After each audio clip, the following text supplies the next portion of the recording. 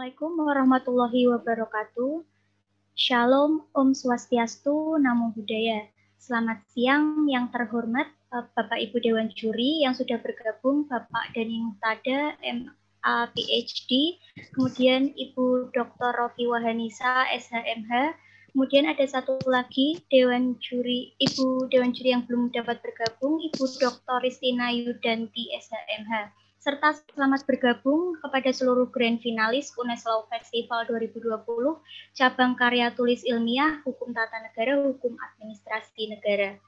Puji syukur kita panjatkan kehadirat Allah Subhanahu wa Ta'ala, Tuhan yang Maha Esa, karena perkenannya kita semua dapat bergabung pada proses penjurian UNES Law Festival, cabang karya tulis ilmiah, hukum tata negara, hukum administrasi negara. Mohon izin memperkenalkan diri, saya Prita Fiorentina yang pada kesempatan ini akan menjadi moderator kegiatan. Untuk setiap peserta nantinya dipersilahkan untuk menampilkan PowerPoint presentasi sesuai urutan yang telah ditentukan. Setiap peserta diberikan waktu maksimal 10 menit untuk menyampaikan presentasi atau paparannya terkait karya tulisnya. Kemudian akan dilanjutkan dengan sesi tanya-jawab oleh Bapak Ibu Dewan Juri. Untuk durasi waktu sesi tanya-jawab, seluruhnya kebijakan diberikan kepada Bapak Ibu Dewan Juri sehingga sesi tanya-jawab antar satu peserta dengan peserta yang lain tidak sama. Baik, untuk langsung peserta satu, apakah sudah? Baik, selamat siang. Apakah suara saya terdengar dengan jelas? Ya, terdengar. Baik.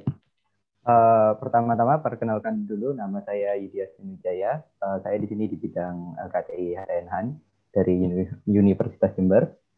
Selamat siang kepada Dewan Juri juga kepada kawan-kawan sekalian. Saya langsung menjelaskan saja. Topik yang saya angkat di penulisan artikel saya adalah tentang penelitian klinis di Indonesia, studi atas ketentuan emergency clinical research saat pandemik COVID-19.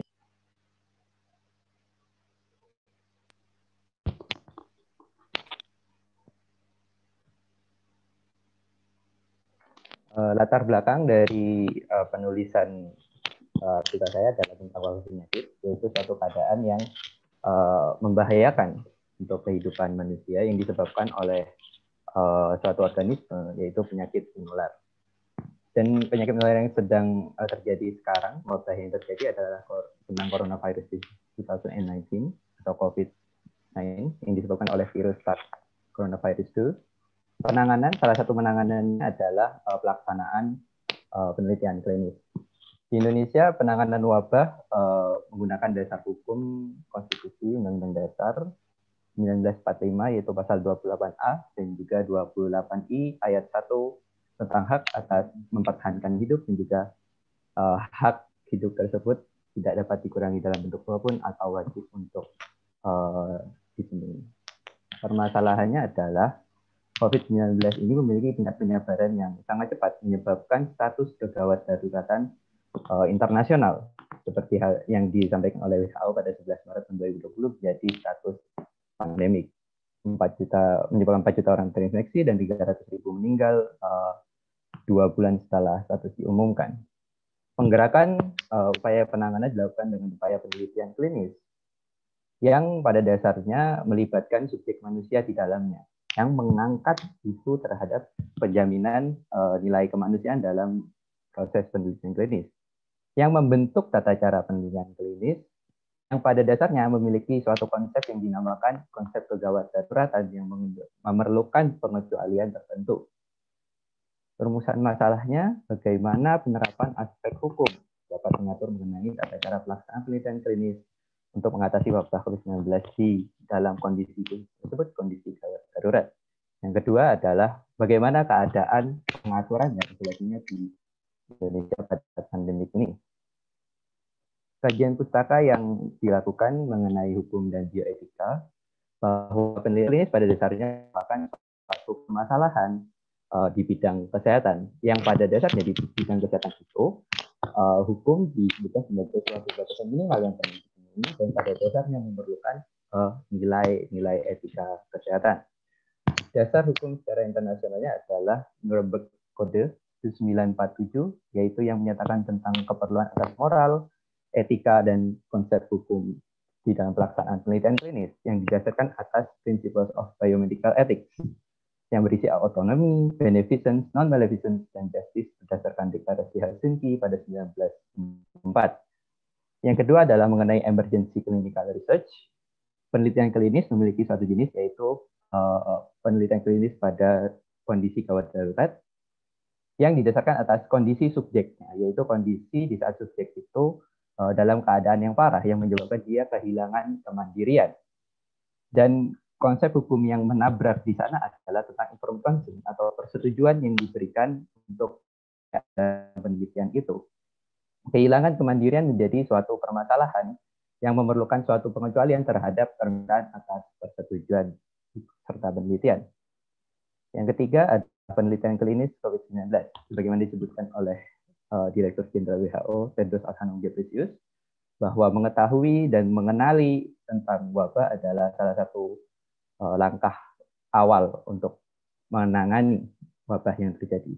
Langkah-langkah tersebut adalah pembukaan akses tinggal ilmiah berbayar tentang COVID-19 dan juga gerakan penelitian klinis yang berjumlah 1.000 lebih yang masuk ke dalam program WHO, 980 program penelitian.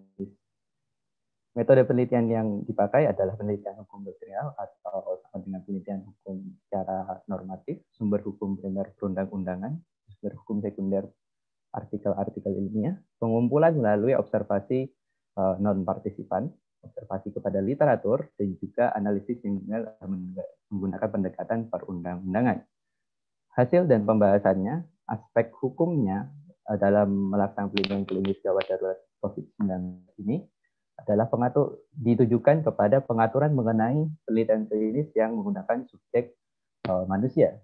Kedua, penerapan etika profesi kedokteran atau etika dalam bidang medis menjadi dasarnya, yaitu untuk pembentukan hukum di dalamnya tentang tata cara pelaksanaan penelitian klinis tersebut, yang ditujukan terutama pada step yang dinamakan dengan clinical trials atau tahap uji klinis.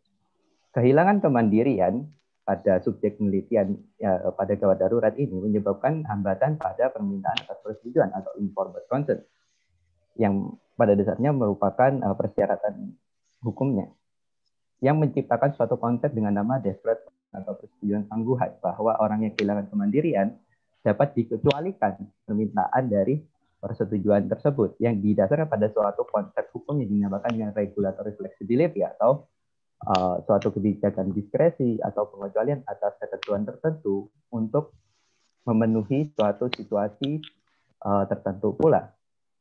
Dan penerapannya ada pada kondisi gawat darurat subjek penelitian, bukan kepada kondisi gawat darurat seperti halnya gawat darurat kesehatan masyarakat yang mungkin sering dibicarakan saat ini. Pelaksanaannya, dalam pelaksanaan desperate concern diperlukan suatu pengawasan.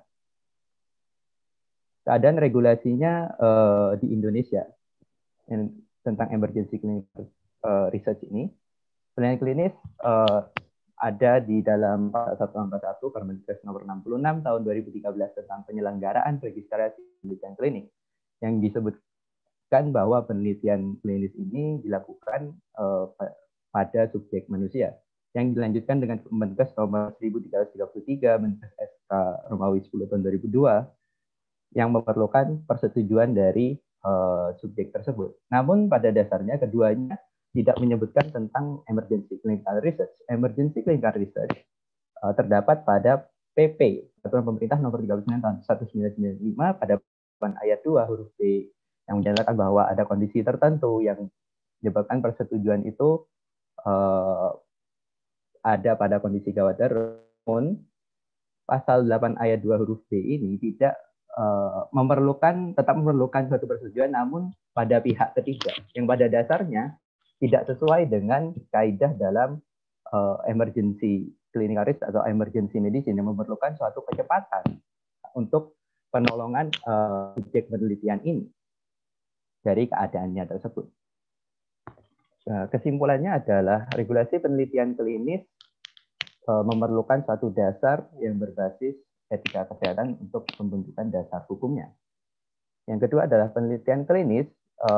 Dasar hukum ini ditujukan pada penelitian klinis yang menggunakan subjek manusia yang memerlukan suatu informed consent atau persetujuan setelah penjelasan. Yang ketiga adalah kehilangan kemandirian yang pada subjek penelitian atau penelitian emergency, penelitian darurat, memerlukan suatu konsep penerapan yaitu deferred consent atau persetujuan tangguhan yang berdasarkan atas regulatory flexibility atau diskresi atau pengecualian tertentu yang ditujukan pada subjek yang sedang dalam keadaan kondisi gawat darurat. Di Indonesia, ketentuan mengenai emergency clinical research atau riset gawat darurat pada subjek yang pada dasarnya statusnya gawat darurat masih kurang tepat, yaitu pada yang seperti yang dijelaskan tadi bahwa masih ada persetujuan, tetap harus ada persetujuan pada pihak ketiga, padahal pasien itu ada pada kondisi yang dia ada di penghujung kehidupan, kondisi kritis. Nah, maka dari itu pemerintah Indonesia disarankan untuk membentuk tata regulasi yang lebih tepat mengenai riset gawat darurat ini, yaitu penerapan regulatory flexibility tentang deferred atau implied consent yang digunakan untuk pengecualian atas jika subjek tersebut memang penelitiannya berbasis emergency atau emergency clinical research tersebut dengan dikawal dengan perjalanan fungsi pengawasan sesuai dengan prinsip etika kesehatan atau etika klinis. Mungkin selanjutnya bisa dilanjutkan di sesi diskusi. Sekian dan terima kasih. Baik, terima kasih untuk peserta 1. Kemudian dipersilakan untuk Bapak Ibu Dewan Juri, apakah ada pertanyaan? Ya, saya dulu ya, Prita. Silakan Bapak. Ya, silakan Bapak. Oke, terima kasih. Selamat siang Yudi.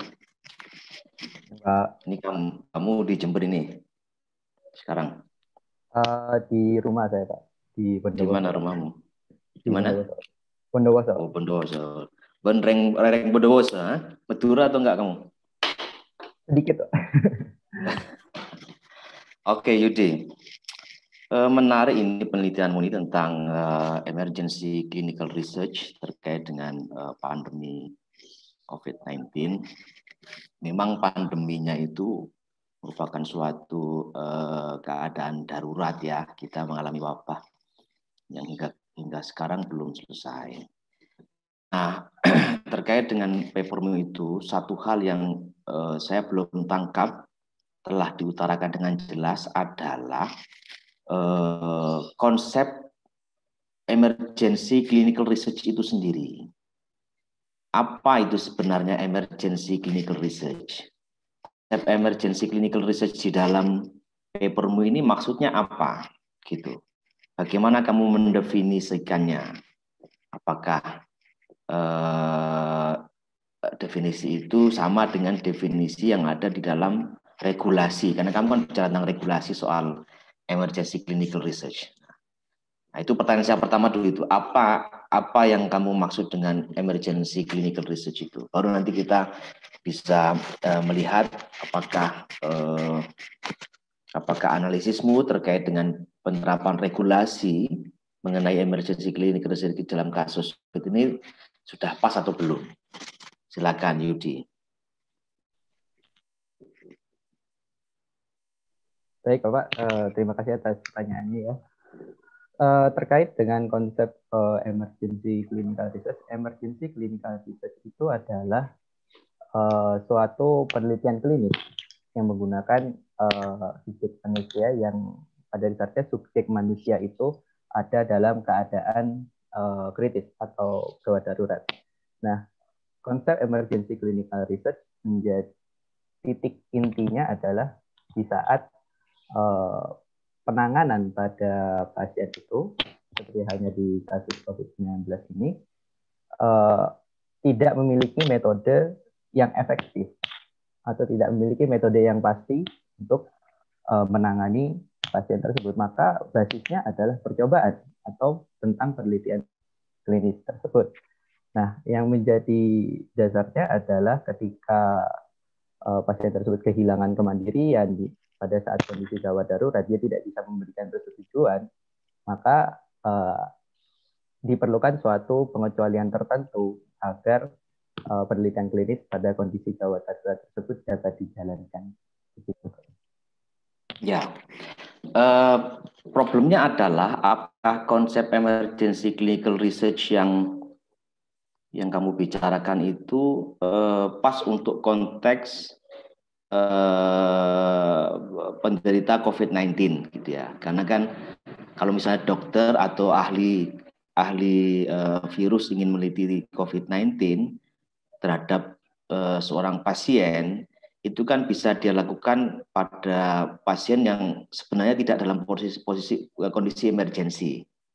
Kan kita punya banyak OTG kan, jadi manusia bisa terinfeksi virus COVID-19 tapi dia tidak mengalami gejala apa-apa. Atau dia mengalami gejala apa-apa, cuma kondisinya tidak dalam situasi emergensi.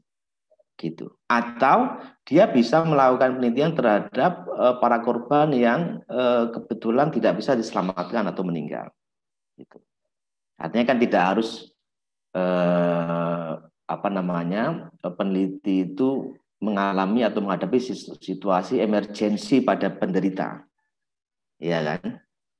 Jadi menurutmu ini namanya ujian ya, ini pertanyaan saya ingin lihat jawaban. Apakah konsep emergency clinical research ini dan regulasinya itu bisa diterapkan dalam konteks COVID-19?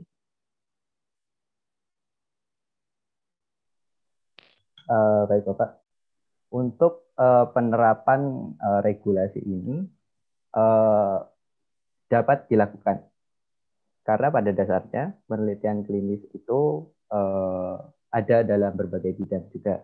Ada yang seperti yang disebutkan tadi, ada yang menggunakan media tertentu yang tidak harus dia pada subjek yang memang pada saat keadaan gawat darurat.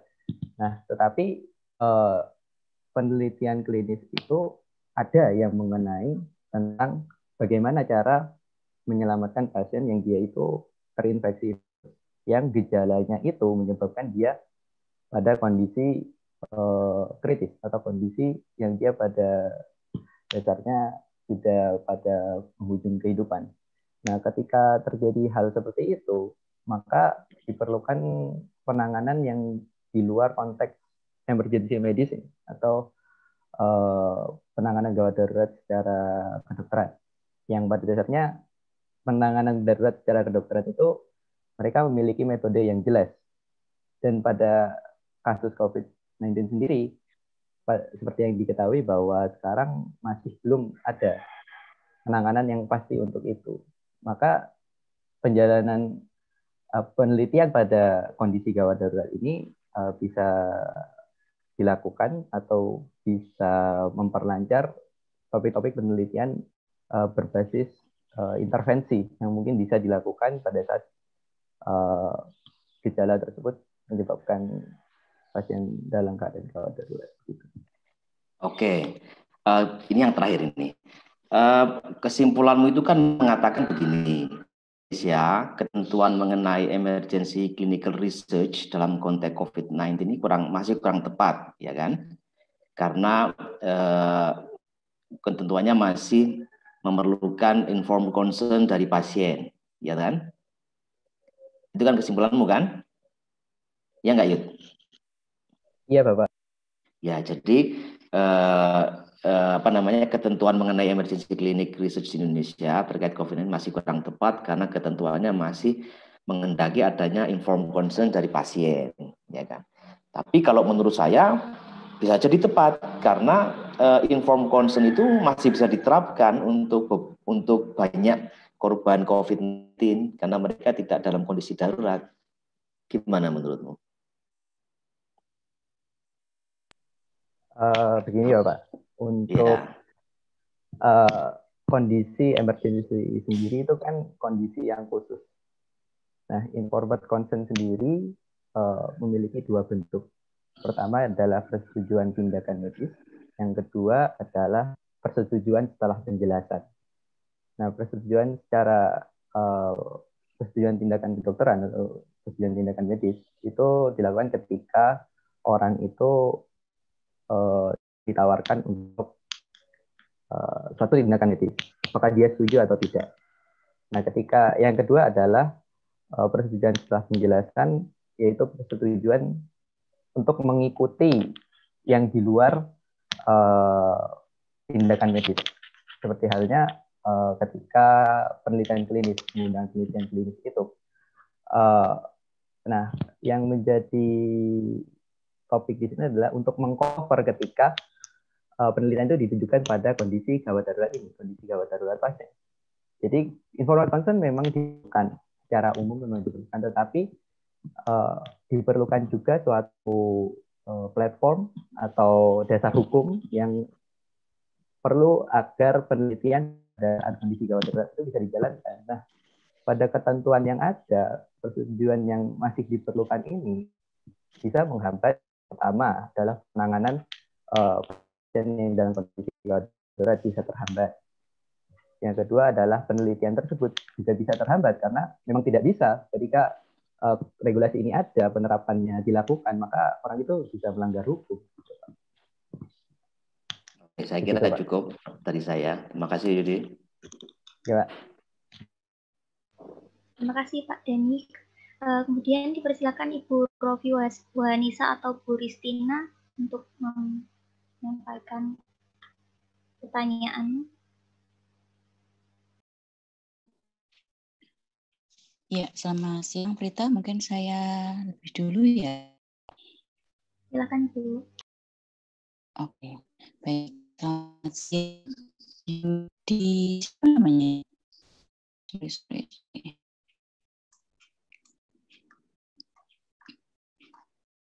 Selamat siang, Yudi Yasmin Wijaya. Iya, Ibu. Iya, dengar suara saya ya. Iya, saya hanya ingin menegaskan jawabanmu terhadap pertanyaan Pak Dhani tadi. Di akhir kamu tadi menjelaskan bahwa atau menyetujui bahwa informed consent itu memang tetap diperlukan, begitu ya. Kemudian ada 2 kriteria suatu informed consent itu, betul ya? Pada saat apa dan pada saat apa. Nah, saya belum melihat indikator dari 2 kategori yang kamu sebutkan itu. Pada saat apa kemudian diperlukan persetujuan dan pada saat apa yang tidak. Kemudian mungkin untuk bisa lebih memperdalam, apakah COVID-19 itu masuk di dalam indikator yang memang masuk ke dalam kondisi gawat darurat yang sehingga di dalam kesimpulanmu itu perlu fleksibilitas. Itu yang pertama. Kemudian mungkin saya ingin konfirmasi terhadap saranmu. Jadi saya hanya dua hal. Di saranmu itu adalah ada hal yang bertentangan begitu. Saran yang pertama adalah perlu regulasi yang jelas. Di saranmu ini 1 alinea ya kan? Ya, di kalimat pertama itu adalah regulasi yang jelas terhadap aspek persetujuannya. Tetapi kemudian yang di kalimat yang berikutnya itu adanya keinginan untuk ada konsep fleksibilitas. Jadi yang satu ingin aturan yang jelas. Jelas itu kan artinya bisa jadi kaku dan rigid, ya kan? Jelas itu kan berarti on prosedural, ya kan? Tetapi di kalimat berikutnya menyarankan bahwa perlu adanya penerapan konsep fleksibilitas regulasi. Nah, ini 2 hal yang di satu saran tetapi itu menjadi membingungkan gitu. Sehingga mungkin lebih bisa dikonkretkan. Silahkan Yudi. Baik, Ibu. Terima kasih atas pertanyaannya. Untuk informed consent yang pertama, yaitu kapan informed consent itu yang ada 2 jenis bisa diterapkan. Yang pertama adalah informed consent dalam dimensi medis atau biasa disebut dengan bahasa Indonesia adalah persetujuan tindakan kedokteran. Adalah persetujuan yang diberikan ketika pasien akan menghadapi suatu tindakan medis. Tindakan medis itu ditawarkan melalui informed consent, dijelaskan Nah, ketika itu setelah dijelaskan tersebut, pasien bisa memberikan persetujuan itu dalam informed consent. Yang kedua adalah tentang persetujuan atau informed consent dalam konsep persetujuan setelah penjelasan, yaitu hal ini tidak berhubungan dengan penawaran suatu tindakan medis, tetapi dilakukan ketika pasien itu dimintai oleh seorang peneliti. Yang peneliti ini adalah dasarnya juga kalau dalam bidang medis kan biasanya seorang dokter. Nah, ditawarkan apakah ingin mengikuti suatu metode atau suatu cara pengobatan yang pada dasarnya masih dalam tahap percobaan. Nah, hal tersebut dijelaskan kepada pasien bahwa hal ini masih dalam fase percobaan. Apakah pasien bersedia untuk itu, untuk persetujuan setelah penjelasan itu, persetujuan setelah dijelaskan tentang apa yang akan dilakukan kepada calon subjek penelitian itu. Untuk pertanyaan yang kedua, kondisi gawat darurat dan COVID-19 seperti artikel yang saya kaji oleh peneliti dengan nama Van der Graaf dari Belanda, bahwa kondisi gejala COVID-19 dapat menyebabkan orang tersebut menderita suatu gangguan pernafasan yang dia menyebabkan sangat cepatnya orang tersebut kolaps atau kehilangan kemandiriannya. Nah, maka dari itu ketika pasien masalah seperti apa yang kita sebut dengan instalasi gawat darurat, maka pada saat itu juga, ini gejalanya COVID-19, positif COVID-19, maka hal yang harus dilakukan pada saat kondisi gawat darurat tersebut kan menjadi kabur atau tidak ada penanganan yang dianggap bisa untuk menangani hal tersebut, karena COVID-19 sendiri penelitian Indonesia masih belum menciptakan suatu pengobatan yang dinilai dapat efektif. Maka dari itu dalam kondisi tersebut, ketika ada suatu metode yang dalam kondisi percobaan, maka peneliti pada subjek atau pada topik penelitian tentang kondisi gawat darurat dapat melakukan penelitiannya pada kondisi gawat darurat ini. Tapi persetujuannya tersebut kan ketika seseorang itu kehilangan kemandirian, maka dia tidak dapat memberikan persetujuan, maka diperlukan suatu pengecualian tertentu untuk permintaan suatu persetujuan. Nah, untuk saran, pada bagian saran, regulasi yang jelas dan fleksibilitas menjadi suatu pertentangan. Dari apa yang saya tulis, regulasi yang jelas tersebut adalah tentang pengecualian tertentu. Jadi fleksibilitas atau diskresi atau pada dasarnya adalah diskresi atau pengecualian bisa dijelaskan di dalam peraturan tentang persetujuan setelah penjelasan itu, syarat-syaratnya bagaimana. Karena pada dasarnya pada ketentuan yang ada pada PP tentang penelitian klinis ini disebutkan bahwa diperlukan pihak ketiga, tetap diperlukan pihak ketiga untuk melakukan memberikan persetujuan untuk subjek penelitian gawat darurat itu. Padahal pada sistem gawat darurat diperlukan aspek kecepatan untuk menangani subjek tersebut, karena pada dasarnya subjek itu juga pada kondisi yang dia memerlukan pertolongan. Oke, terima kasih. Baik, Yudi. Terima kasih, Kak Prita. Kembalikan. Baik, terima kasih, Bu. Untuk selanjutnya, Ibu Ristina Yudanti, dipersilahkan.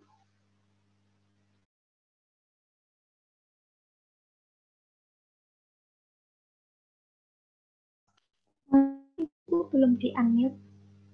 Telah disampaikan oleh Pak Dani dan Bu Nisa, terkait dengan pertanyaan tadi, dan saya pikir pertanyaan luar biasa ya, sudah banyak mengeksplor dari apa yang menjadi karya tulis Mas Yudi pada siang hari ini.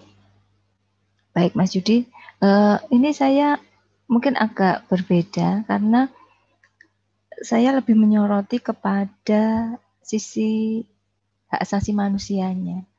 Jelas bahwa di dalam konstitusi kita hak untuk sehat dan hidup itu ada ya. Kemudian juga di sini juga disebutkan pasal-pasal dalam konstitusi kita. Sementara kita lihat bahwa pandemi ini sangat luar biasa, seluruh dunia mengalami, dan saat ini bahkan yang terinfeksi sudah sangat banyak. Kemudian pertanyaannya dalam perspektif hak konstitusional warga negara, apakah penelitian ini merupakan penelitian yang sangat urgent dilakukan, mengingat bahwa hak hidup, hak sehat itu menjadi hak konstitusional yang dilindungi oleh konstitusi. Ini pertanyaan pertama, karena kita melihat bahwa saat ini penanggulangan COVID ini antar daerah saja mungkin berbeda, antara pusat dan daerah seringkali tidak sinkron. Nah, saya melihat bagaimana kemudian kalau kita hubungkan terkait dengan hak konstitusional dan penelitian Anda ini, terkait dengan emergency clinical research ini. Ini yang pertama. Kemudian yang kedua, saya juga menyoroti terkait dengan regulasi. Ketika tadi sudah disampaikan ada kemandirian, fleksibilitas, kira-kira idealnya apa regulasi di era yang kedaruratan ini dan orang membutuhkan. Walaupun memang di dalam penelitian Anda ini terkait dengan bagaimana kemudian menyelamatkan yang dalam kondisi darurat, karena harus ada informed consent dan lain sebagainya, perjanjian dengan persetujuan. Dan walaupun tadi disampaikan Pak Dhani ada banyak OTG dan segala, kemudian saya pikir Anda bisa kemudian memberikan model bagaimana regulasi yang tepat terkait dengan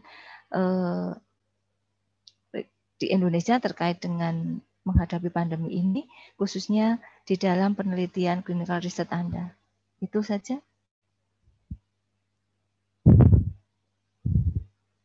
Baik, terima kasih Ibu atas pertanyaannya. Baik, pertanyaan yang pertama adalah mengenai hak konstitusional warga negara, atas bagaimana tadi saya sampaikan pada pasal 28A dan juga pasal 28I ayat 1 mengenai hak untuk mempertahankan kehidupan.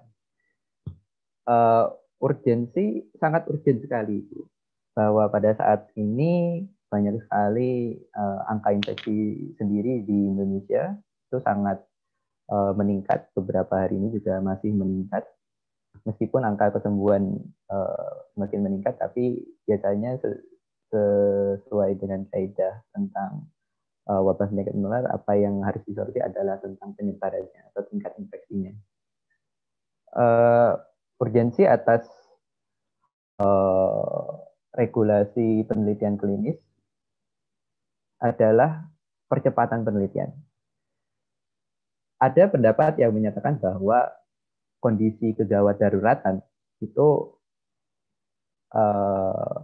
dapat disimpulkan atau dapat disoroti bahwa kondisi gawat darurat itu adalah kondisi ketika masyarakat berada pada keadaan genting, atau seperti apa yang kita ketahui sekarang tentang kondisi gawat darurat kesehatan masyarakat ketika wabah ini semakin meluas dan juga semakin menyebabkan banyak korban.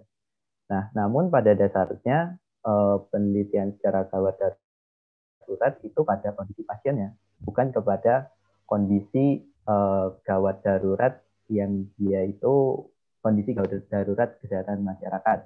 Meskipun terdapat argumen yang menyatakan bahwa kondisi gawat darurat pada masyarakat itu dapat diberlakukan hal ini. Namun pada dasarnya kapasitas seorang subjek penelitian menjadi inti dari pelaksanaan emergency clinical research ini.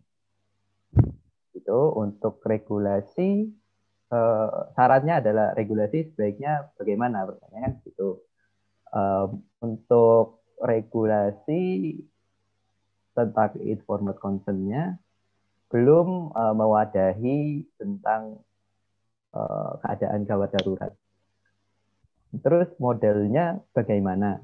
Model untuk regulasi penelitian klinis ini menggunakan, sebaiknya adalah menggunakan kaidah-kaidah sebagaimana disebutkan sebelumnya, yaitu Principles Biomedical Ethics atau penerapan 4 prinsip dalam hukum dalam etika biomedis. Karena pada dasarnya ketika membicarakan tentang penelitian klinis, maka kita membicarakan tentang bidang kesehatan, dan bidang kesehatan itu pengaturannya, hukumnya tidak dapat dipisahkan mengenai etika. Maka penerapan tentang sisi Principle of Biomedical Ethics yang terkonsist atas 4 hal, yaitu autonomi atau otonomi, ya, bahwa hak atas hidup setiap orang itu wajib untuk dipenuhi. Yang kedua adalah tentang beneficence, bahwa perlu adanya kemanfaatan, yaitu kemanfaatan yang digunakan agar penelitian klinis tersebut dapat bermanfaat, yang bisa menunjang, dapat menyelamatkan manusia. Yang kedua adalah non-maleficence atau tidak menyakiti, bahwa aturan yang ada harus disusun secara jelas, bahwa hal ini tidak mengindikasikan suatu hal yang membuat orang itu dirugikan. Sebagaimana tadi, bahwa emergency clinical research dilakukan adalah dengan tujuan untuk menyelamatkan orang, bukan untuk hanya percobaan semata, bahwa pada dasarnya memang metode yang ada belum ditemukan, maka diperlukan suatu percobaan agar metode ini dapat ditemukan. Terus yang ketiga adalah justice. Yang keempat adalah justice atau keadilan, bahwa persetujuan itu tetap ada, konsepnya tetap ada, namun diperlukan suatu konsep tadi, bahwa ada pengecualian tertentu untuk